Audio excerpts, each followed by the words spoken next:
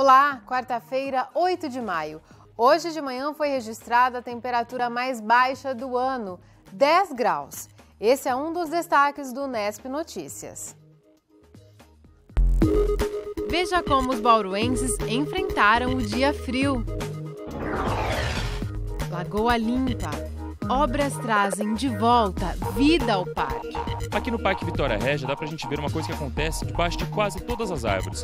Como a sombra dela é muito grande, isso impede que a grama cresça e ficam esses espaços aqui, ó, cheios de terra. E aí, quando chove, a água carrega esse material em direção à lagoa, que contribui para o assoreamento. Arte que supera barreiras. Você vai ver que para dançar não é preciso escutar. A gente vai aprendendo, a gente vai pegando o movimento do som, vai aprendendo, aí é que acostumando.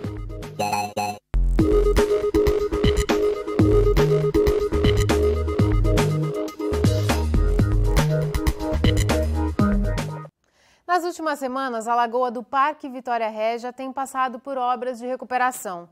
O mesmo trabalho também já foi feito na Lagoa do Zoológico. O objetivo é limpar a área para que espécies animais e vegetais voltem a frequentar esses lugares. A água barrenta prejudica um dos cartões postais de Bauru. A Lagoa do Vitória Régia está assoreada há pelo menos um ano. Como o parque fica em uma área de baixada, toda vez que chove, uma grande quantidade de terra é carregada até a água.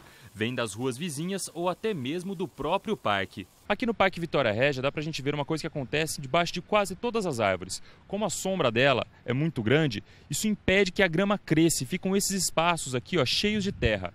E aí, quando chove, a água carrega esse material em direção à lagoa, que contribui para o assoreamento. Como o parque recebe grandes eventos com frequência, o solo é danificado e a terra fica exposta. Além disso, uma grande quantidade de sedimentos de áreas mais altas da cidade também chega até a lagoa. A região aqui nos últimos 30 anos tem sido totalmente ocupada, né? Já não temos mais quase áreas vazias, áreas com vegetação, as casas possuem poucos jardins, quer dizer, nós não temos áreas de infiltração ao redor. Então, a área que nós temos que capta aqui, aonde chega totalmente essa água, é o parque, que é o ponto mais baixo da região. Há 3 semanas, a prefeitura começou a recuperar a lagoa. Uma bomba de sucção do DAI foi instalada no local e trabalha o dia todo. Ela puxa a água suja e despeja neste reservatório mais alto. Aqui ela decanta e os sedimentos mais pesados descem para o fundo. A água mais limpa escorre por este cano de volta à lagoa. Mesmo assim, ainda bastante barrenta. São sólidos, partículas muito pequenas dos sólidos, que ficam em suspensão na água e que demoram muito, além do normal, além da nossa disponibilidade de retenção. Então elas flutuam na água e ainda continuam retornando para o lago. Esse efeito ele ele acaba diminuindo com o tempo, né? Quando a gente também terminar o trabalho de retirada, esse material também vai se acomodar. E a água vai voltar a ser limpa normalmente como era antes. A areia retirada vai ser usada no próprio parque, em novas obras. O trabalho deve durar no mínimo mais 2 meses. Até lá, o barulho das máquinas continua fazendo parte do som ambiente do parque. E para que a lagoa permaneça limpa por mais tempo, o parque precisará de novas obras para evitar que os sedimentos cheguem tão rápido até o Vitória Régia. Nós estamos avaliando junto com a Secretaria de Obras, né? O secretário de Obras, o Sidney Rodrigues, já sinalizou com a possibilidade de nós melhorarmos, criarmos uma pequena barreira aqui na parte mais alta do parque. Vamos refazer o talude e construir novas passarelas para o local. Estamos fazendo os projetos para avaliar o quanto isso vai custar e se a gente vai ter condição de fazer e como será feito isso também. Não foi só o Vitória Régia que teve esse problema. A Lagoa do Zoológico de Bauru também foi assoreada. No começo dos anos 2000, o trecho da rodovia Comandante João Ribeiro de Barros, que passa em frente ao zoológico, foi duplicado. Com o aumento da área impermeável, a água das chuvas começou a descer com mais velocidade em direção a essa lagoa, carregando muita terra e acabou assoreada. Nesta imagem, feita em 2009, dá para ver que próximo à rodovia há uma grande área com erosão, que fica dentro da reserva florestal, ao lado do zoológico. Já no ano seguinte, a lagoa ficou assim, virou um terrão e quase desapareceu. Era possível caminhar no meio dela. A maior parte dos peixes morreu. As aves e outros animais praticamente sumiram do local. Diminui a coluna de água, o que dificulta muito que esses organismos aquáticos possam achar, né, o seu conforto térmico em dias mais frios ou em dias mais quentes. E causa também um impacto muito grande quando todo esse sedimento se deposita no fundo dessas lagoas, e isso acaba provocando então o desaparecimento das bactérias nitrificantes, que são organismos essenciais para fazerem a digestão de toda a matéria orgânica que surge dessas represas, né? Apesar de não ter assumido a responsabilidade oficialmente, a Centrovias, concessionária que administra a rodovia, fez um acordo com o Ministério Público e, em 2010, começou o trabalho de recuperação da lagoa. Máquinas retiraram a terra. Além disso, foi construído um piscinão nesta rotatória, na entrada do zoológico, para que a enxurrada não desça com tanta velocidade em direção à reserva. Os investimentos somaram 5,5 milhões de reais. Hoje a água está clara e os animais voltaram a frequentar o espaço, mas o habitat ainda não tem a mesma saúde que tinha no começo dos anos 2000. Esse é um processo muito lento, né, porque ele demanda agora que esses organismos entrem novamente em equilíbrio.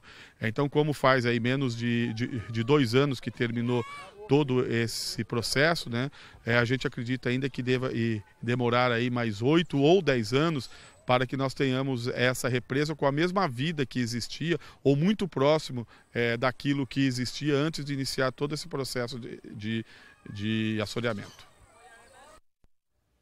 A partir deste mês, professores de educação física da rede pública contam com um novo projeto de formação continuada em Bauru.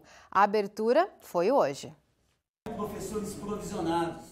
Cerca de 30 professores das redes municipal e estadual de ensino participaram da abertura do projeto. O objetivo é estimular os educadores a pensar o esporte como uma forma de integração social, incentivando a prática esportiva em grupo. Quando a gente envolve o aluno no processo, quando ele pensa sobre a sua própria aprendizagem, quando ele adapta os espaços com seus colegas, ele não está aprendendo só um movimento, só a dimensão motora, só a dimensão física. Ele está aprendendo a dimensão socioafetiva, as relações interpessoais, o pensar a prática esportiva na mídia, o discutir o esporte na vida deles, enfim, é uma contribuição para uma educação mais integral, mais do ser humano inteiro. O projeto Formação Continuada de Professores da Rede Pública é oferecido em Bauru pelo Instituto Esporte e Educação. Ainda hoje você vai ver como a arte pode ajudar pessoas com deficiência. E já no próximo bloco. Quem saiu cedo de casa teve que enfrentar o tempo frio. Voltamos já.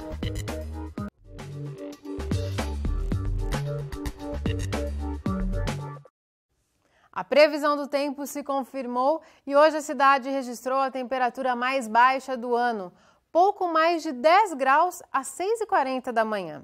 O jeito foi arranjar maneiras de enfrentar o frio. As lojas ainda estavam fechadas, mas as vitrines já davam uma amostra do tempo. O outono nem terminou, porém as temperaturas caíram bastante nessa semana. O frio incomodou quem saiu cedo de casa. Foi difícil, mas tem que sair, né? Tem que trabalhar. Agora, por volta das 8h30 da manhã, o frio já nem é tão forte. Os termômetros marcam mais ou menos 15 graus. Mas hoje cedo, o IPMET registrou a temperatura mais fria do ano até agora, 10,3 graus às 6h40. O jeito foi se agasalhar para encarar o vento gelado. Até me arrependi de não colocar uma touca nele, porque estava muito frio hoje de manhã. Na verdade, eu estava pensando no chá quente já, né? Antes de levantar da cama. Essa vendedora também teve a ideia do chá e antes de começar o expediente, passou na cafeteria para se esquentar. O chazinho é de praxe só nessa época? Como que é? Eu costumo tomar no calor também, né? Mas no friozinho é melhor, porque é mais quentinho, né? Dá uma aquecida. Bom para o dono do estabelecimento, que fatura mais com os pães de queijo e com as bebidas quentes. Quanto mais a temperatura diminui, mais aumenta o serviço da máquina de café. Média 40%, 35% a 40% a mais aumenta o movimento.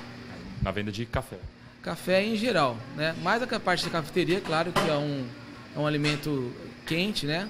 Mas a parte salgada aumenta bastante também. Salgado que sai bastante nessa época? Pão de queijo, sem dúvida nenhuma. Se por um lado tem gente comemorando frio, por outro tem trabalhador que fica parado. Encarar o vento gelado em cima da moto não é fácil. Cai bastante o movimento. Por que você acha? Por causa do frio, né? Frio, quando vem a chuva também junto.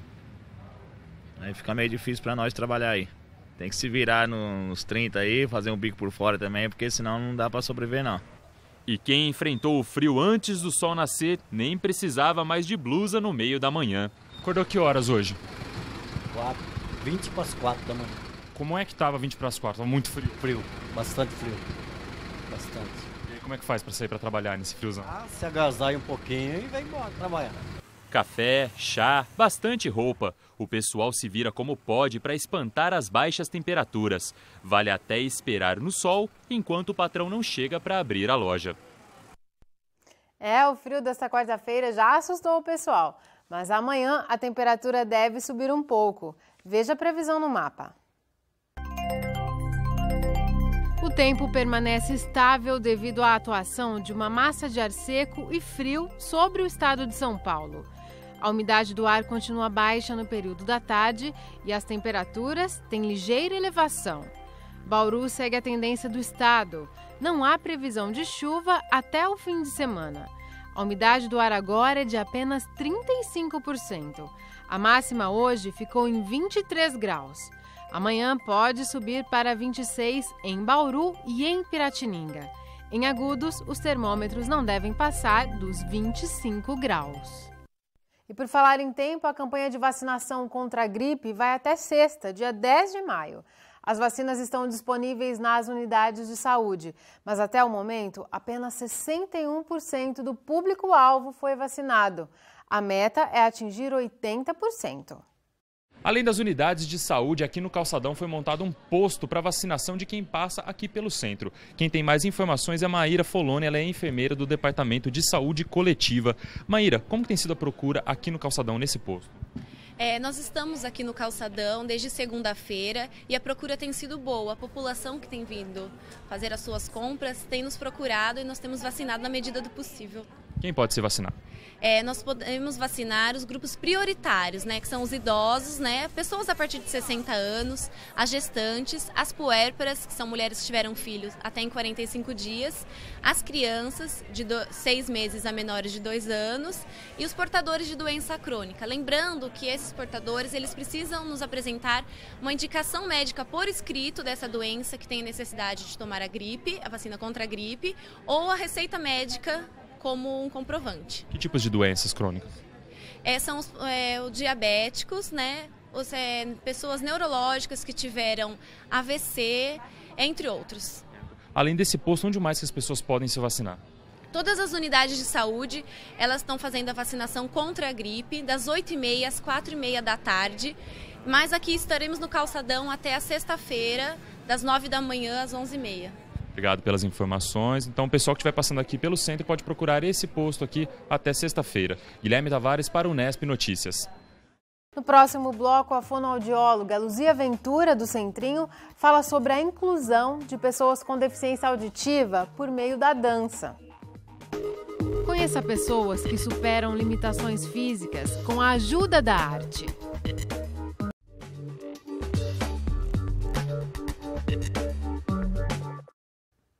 Dançar sem ouvir a música ou sem enxergar os passos parecem desafios difíceis de serem vencidos, não é?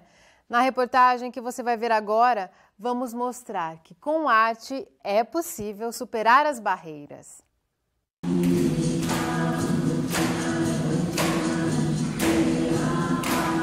Os ritmos africanos conduzem os dançarinos. Nas coreografias, bastante expressividade nos movimentos.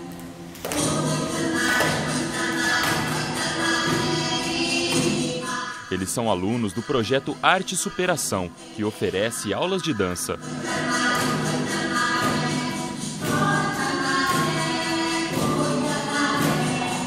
Os ensaios são financiados pelo Programa Municipal de Estímulo à Cultura. Dos 22 alunos, 10 são deficientes auditivos e 1 é deficiente visual. As aulas ajudam essas pessoas a se expressarem melhor. A primeira vez que eu vim, foi muito feliz para mim vir, que eu gostei muito de vir. Aí eu queria participar, pela primeira vez eu fiquei com vergonha, aí depois acabei conhecendo todo mundo, aí já estou conhecendo, não tenho mais vergonha, ensaio bastante. Thalita e outras 7 jovens possuem implante coclear, este aparelho que estimula o ouvido. Com a tecnologia, elas conseguem conversar e ouvir as músicas durante o ensaio.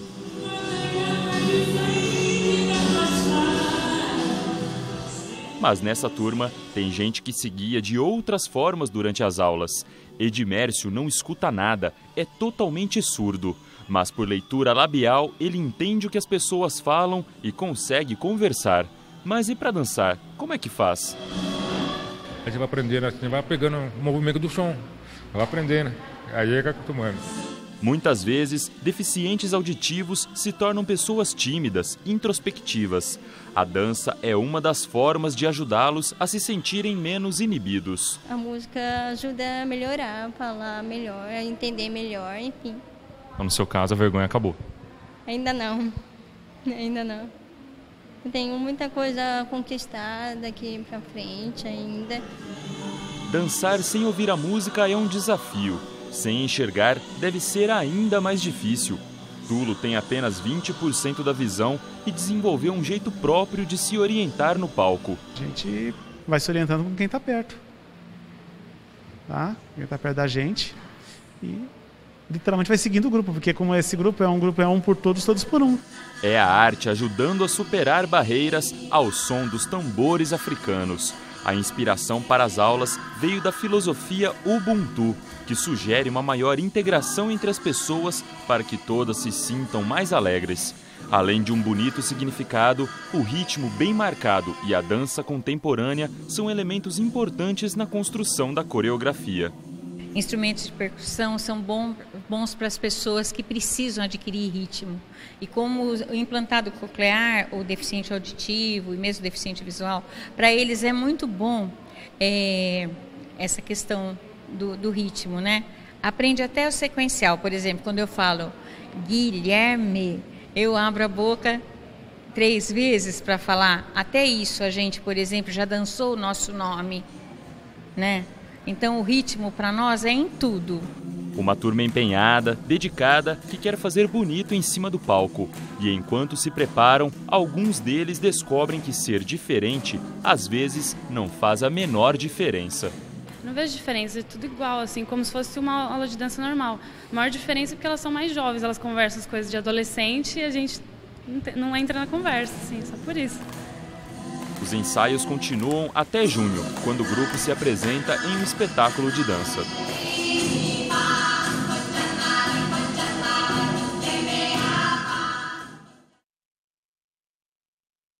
Belíssimo trabalho. A gente viu aí na reportagem que a maioria dos alunos usam um implante coclear. Vamos falar mais sobre como garantir qualidade de vida às pessoas com deficiência auditiva com a fonoaudióloga Luzia Ventura, do Centrinho. Luzia, muito obrigada por sua presença aqui no Nesp Notícias. Eu que agradeço o convite. Luzia, nós já vimos aí o quanto que a dança pode ajudar essas pessoas que têm deficiência auditiva. Eu queria que você complementasse, falasse de mais benefícios que esse trabalho com a música pode trazer a essas pessoas. O trabalho com a música é um trabalho muito rico, porque como nós vimos, a música ela tem ritmo, tem entonação, tem melodia, e quando eu estou me comunicando, quando eu estou falando e quando eu tenho que entender o que a outra pessoa está falando, a nossa fala ela também é composta por esses aspectos, que a gente até chama como traços suprassegmentares. Então a minha fala ela tem um ritmo, ela tem uma entonação, ela tem uma melodia, ela tem uma velocidade.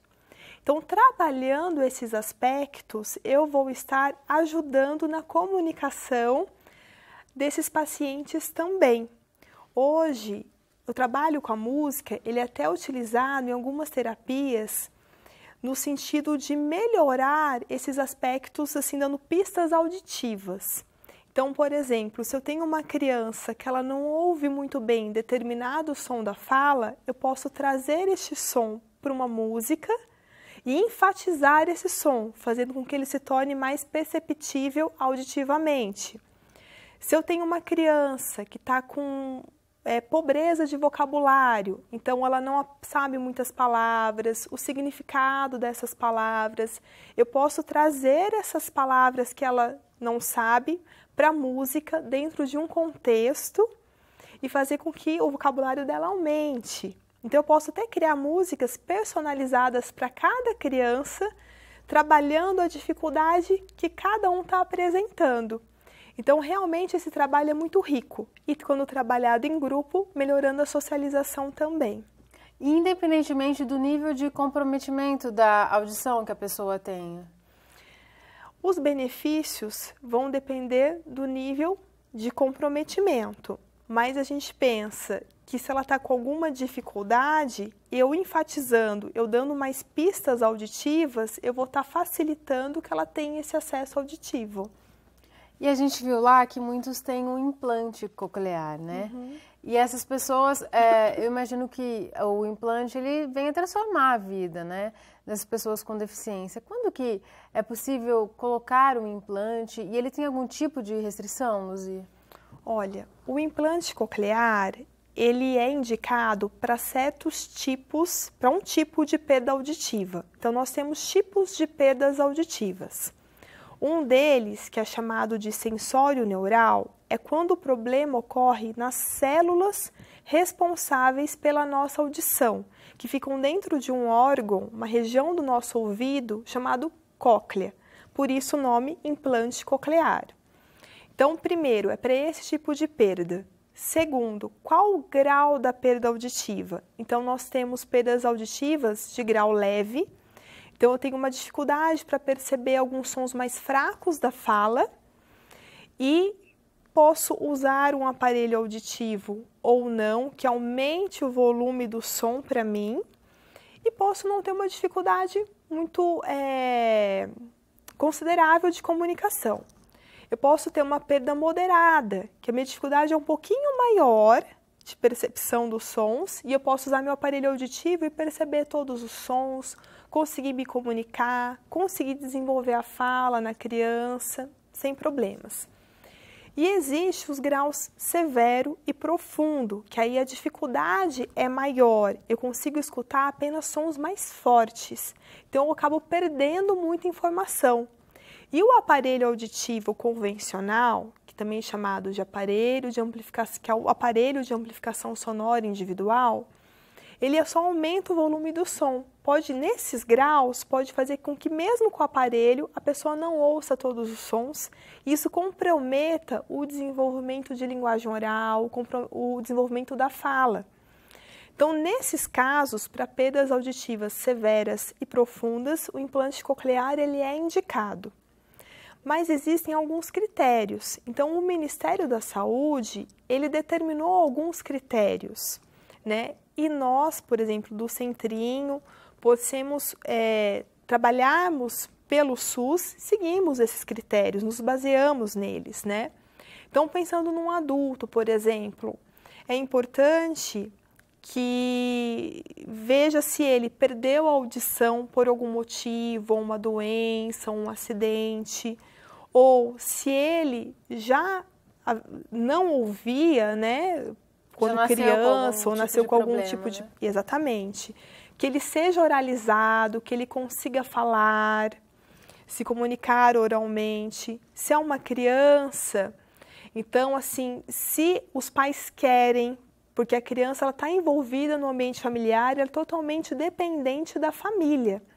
Então, se esses pais vão querer, se esses pais vão estar trabalhando no intuito de fazer com que esse implante seja totalmente aproveitado, né? E se ela tem terapia na sua cidade de origem, porque o implante ele vai fazer com que o paciente ouça. Agora, aquilo que ele vai entender do que ele está ouvindo depende do trabalho que será feito. Então, ele ouve a palavra, mas como ele vai entender essa palavra vai depender do que for ensinado a ele. Então, precisa de um acompanhamento intenso, né? Intenso, com terapias e com apoio da família. Tá certo, Luzia, muito obrigada por seus esclarecimentos. Tá, eu que agradeço a minha equipe do Centro de Pesquisas Audiológicas do Centrinho e agradeço o convite de vocês. Tá certo. Antes de encerrarmos, uma dica de show para hoje à noite. A banda portuguesa The Gift se apresenta logo mais às 9 da noite no palco do Sesc. Só que o som passa longe do tradicional fado português. O grupo canta em inglês e mistura ritmos como pop, rock e eletrônico. Formada em 1994, The Gift já ganhou prêmios importantes, como o MTV Awards.